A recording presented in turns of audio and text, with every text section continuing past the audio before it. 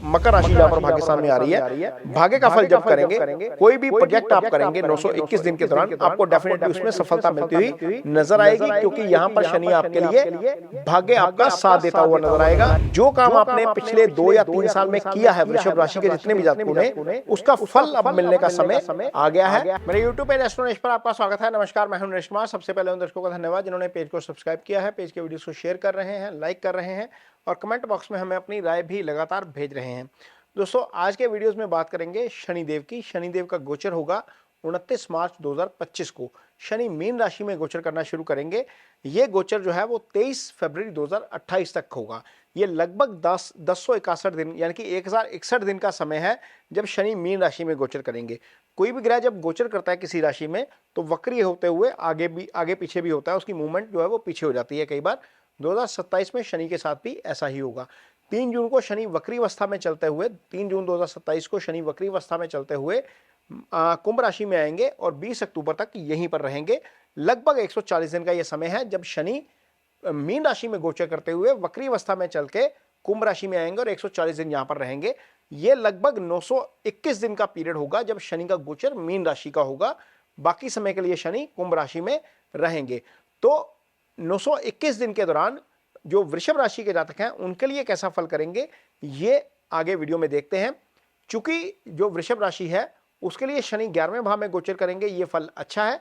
लेकिन शनि का फल जो है वो 3 तरीके से देखा जाता है और 3 तरीके से उसको काउंट किया जाता है। किसी भी कुंडली में जब शनि का गोचर देखा जाता है या शनि का फल देखा जाता है, जब हम एज एन एस्ट्रोलॉजर कुंडली का विश्लेषण करते हैं तो 3 तरीके देखे जाते हैं। सबसे पहले तो ये देखा जाता है कि शनि की ढैया या साढ़े साती तो नहीं चल रही।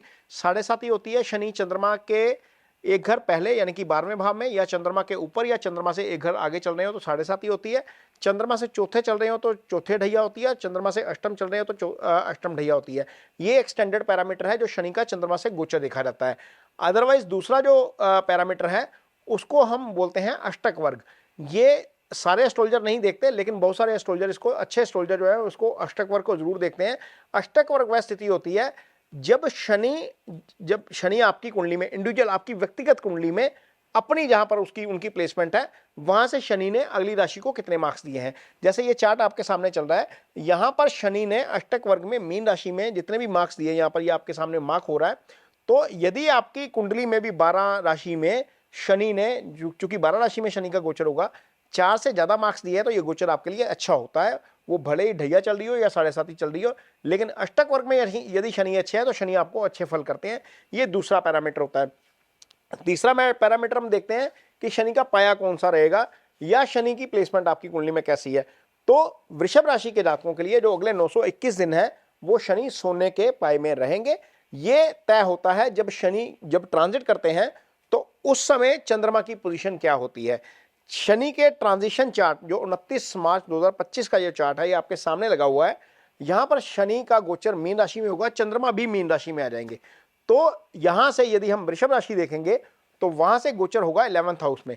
तो 11th हाउस में गोचर होने का मतलब यह है कि शनि सोने के पाए में चले जाएंगे। सोने के पाए के फल कैसे होते हैं ये आपको वीडियो में बताते हैं। सबसे पहले तो यह है कि शनि जिस भाव में बैठते हैं उस भाव को मजबूत कर देंगे। यहां पर वृषभ राशि की कुंडली आपके सामने लगी हुई है, शनि का गोचर 11वें भाव में है। यदि हम कालपुरुष की कुंडली बनाते हैं जो मेष लग्न की होती है, वहां पर भी शनि 11वें भाव में अपने भाव में होते हैं, तो 11वें भाव का गोचर शनि का अच्छा रहेगा। सबसे पहले तो यह है, वृषभ राशि एक ऐसी राशि है जिसके लिए शनि योगा कारक ग्रह हो जाते हैं। चूंकि वृषभ राशि के जातकों के लिए शनि 10वें भाव का भी स्वामी है और 11th हाउस के भी स्वामी है। यहाँ पर भाग्यस्थान के भी स्वामी है और 10वें भाव के भी स्वामी है। भाग्यस्थान में शनि की मकर राशि आ जाएगी और आपके कर्म स्थान में शनि की जो है वो कुंभ राशि आ जाएगी। यहाँ पर शनि योगा कारक, एक त्रिकोण का भाव है, एक केंद्र का भाव है, तो यहाँ पर शनि योगा कारक फल करते हैं आपके लिए। सबसे पहले तो यह है, शनि की महादशा में आपको उसके अच्छे रिजल्ट मिलते हैं। अब जब गोचर में आ गए हैं तो शनि क्या करेंगे, 9, 10, 11 ये 3 ही तो भाव हैं जो लाइफ में बहुत जरूरी होते हैं। भाग्य का स्थान, कर्म का स्थान और आय का स्थान, ये तीनों के फल आपके लिए अच्छे करेंगे। अब यहाँ पर जब भाग्य का फल शनि करेंगे, सबसे पहले तो मकर राशि जहाँ पर भाग्यस्थान में आ रही है, भाग्य का फल जब करेंगे, कोई भी प्रोजेक्ट आप करेंगे 921 दिन के दौरान आपको डेफिनेटली उसमें सफलता मिलती हुई नजर आएगी, क्योंकि यहां पर शनि आपके लिए भाग्य आपका साथ देता हुआ नजर आएगा। और जो काम आपने पिछले 2 या 3 साल में किया है वृषभ राशि के जितने भी जातकों ने, उसका फल अब मिलने का समय आ गया है। 29 मार्च 2025 के बाद शनि उसका फल करना शुरू कर देंगे, यानी कि आपकी स्ट्रगल का जो रिजल्ट है वो आपको डेफिनेटली वो मिलना शुरू होगा। ये एक तो ये स्थिति हो जाएगी। कोई भी नया प्रोजेक्ट करेंगे वहां पर आपको सक्सेस मिलती हुई नजर आएगी। चीजें कई बार क्या होता है, आप काम को हाथ डालते हैं, काम अपने आप चलता निकलता चला जाता है, आपको संबंधित लोग मिलते चले जाते हैं उस काम से संबंधित, आपकी टीम फॉर्म होनी जो है वो शुरू हो जाती है। ये जब आपका समय अच्छा होता है तब ये चीजें होती है। तो वो अच्छा समय 29 मार्च 2025 को आएगा वृषभ राशि के जातकों के लिए। स्ट्रगल कम होगी, सक्सेस ज्यादा हो जाएगी। और यहां पर शनि दशम के भी स्वामी हैं, दशम के कारक ग्रह भी होते हैं। चूंकि ये कर्म का भाव है, कर्म के कारक ग्रह शनि है, तो निश्चित तौर पर कारोबार में वृद्धि करने का काम करेंगे। आपकी नौकरी पर आपका डोमिनेंस बढ़ाएंगे, आपका प्रभाव बढ़ाएंगे, आपको डेफिनेटली यहां पर ग्रोथ मिलती हुई नजर आएगी। 11वां भाव जो आपकी एलिवेशन का भाव होता है, ये आय का भाव होता है, ये इच्छाओं का भाव होता है। लाइफ में जितना भी आप ग्रोथ करते हैं सारी 11th हाउस से आती है। तो 11th में शनि खुद बैठे हैं, जिस भाव में शनि बैठते हैं उस भाव से संबंधित फल जो है वो मजबूत कर देते हैं, उस भाव को मजबूत कर देते हैं। 11th आपकी सामाजिक प्रतिष्ठा का भाव है, 11th आपकी एलिवेशन का भाव है, 11th आपकी आय का भाव है, 11th आपके इच्छाओं का भाव है। और इच्छाओं की पूर्ति जब आप करना शुरू करते हैं, आप उसके लिए कर्म करते हैं, तो डेफिनेटली आपकी इच्छाओं की पूर्ति होती है। यहाँ पर 9वां 10वां और 11वां ये कुंडली के 3 सबसे इंपॉर्टेंट भाव होते हैं। जैसे मैंने पहले बताया, यदि यहाँ पर शुभ गोचर में चले जाए, प्लैनेट शुभ हो जाए, तो आपके लिए बहुत सारी अच्छी चीजें लाइफ में मिलती हुई नजर आएंगी।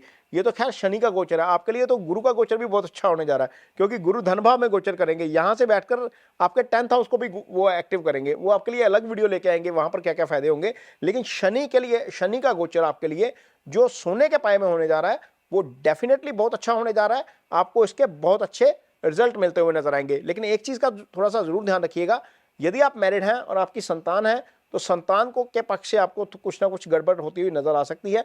गाड़ी थोड़ी सी धीमी चलाइएगा और किसी भी मामले में फंसने से बचना, यानी कि जिद मत करिए। चंद्रमा के ऊपर शनि की दृष्टि रहेगी, ऐसी स्थिति में आप थोड़ा सा फंस सकते हैं। कई बार बंदा फंस जाता है किसी चीज को लेकर, गलत स्टैंड ले लेते हैं, कहने का मतलब वहां पर थोड़ा सा लिबरल स्टैंड लेंगे तो चीजें स्मूथ होती हुई चली जाएंगी।